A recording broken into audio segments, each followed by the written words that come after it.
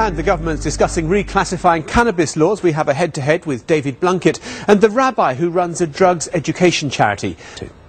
Now, should cannabis be reclassified? It used to be a Class B drug, but 4 years ago it was downgraded to Class C. When Gordon Brown became Prime Minister, he ordered a new review of the drug's legal position because of reports that stronger strains of cannabis were becoming available. Well, the Home Secretary, Jackie Smith, says she has an open mind, so we've asked two people with a very strong interest in the subject to come and argue it out. David Blunkett was the Home Secretary who took the decision to downgrade the drug, and Rabbi Ari Sufrin is the head of the drugs education charity Drugsline.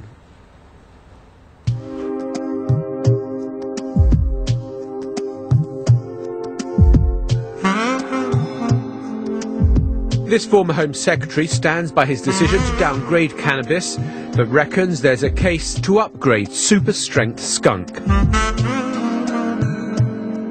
A drug is a drug is a drug. That's according to Drugline's Rabbi Sufrin, and he wants cannabis bumped back up to Class B category. Yeah, since the reclassification, we found a complete change in the classroom whereby there was a certain degree of acceptability. And together with that acceptability also came confusion. The confusion as where they stand in terms of the law now. Since the government and the police authorities have downgraded cannabis from a Class B to a Class C, that spells for us a green light, which means it can't be dangerous anymore, it can't be a problem. Even the government have accepted, and it's taken a long time to actually reverse that understanding. The reclassification of cannabis from B to C was firstly to reflect the way in which the police were operating. They were actually giving people warnings rather than going through charging and in court. Secondly, to get the message across that trafficking in drugs, including cannabis, was not only illegal but was extremely dangerous, and we increased the penalty for cannabis trafficking from 5 to 14 years. Crucial now in terms of the Chief Constables believing that there's greater domestic production. I most certainly do think that cannabis should be reclassified as a Class B drug, and this is based purely on our own experiences, primarily on people that call into our crisis line, and also a very large drugs education program, which is self-evident from the feedback we get from young people as to their confusion in relation to where they stand in terms of cannabis today since it was declassified.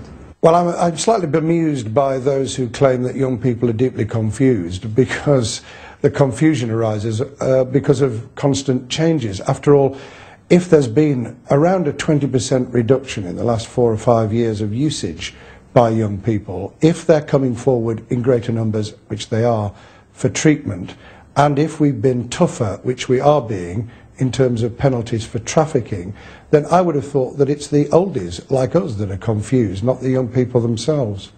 Don't forget, if one has traffickers and pushers, you've got to have a supplier. Yeah, they are the suppliers, you've got to have a user. The traffickers and suppliers are not going to be in business if there's no consumption. So what's the point of one end of the spectrum, which let's take care of the traffickers now and the suppliers, and we won't be so concerned about the consumer. The consumer has to get it from somewhere. Where is the consumer going to get it from? They're getting it from those that own supply. The only way to stop supplying and trafficking, other than shooting everybody, is actually to stop the usage totally. Now, how do we get people to stop using? We get people to stop using understanding what that usage does. At the time of reclassification 5 years ago, we had the Frank campaign, which had the greatest number of contacts on the internet and telephone of any government information and education campaign. It was a success. I believe it contributed heavily to the fall in cannabis usage that's taken place. I think we need to get those messages across that cannabis remains illegal. How much is being spent on drugs education? And you'll have a minuscule amount, if anything, will come into that. And that's got to be a big question. So we want to reclassify? Absolutely. But what about the education that comes along with it?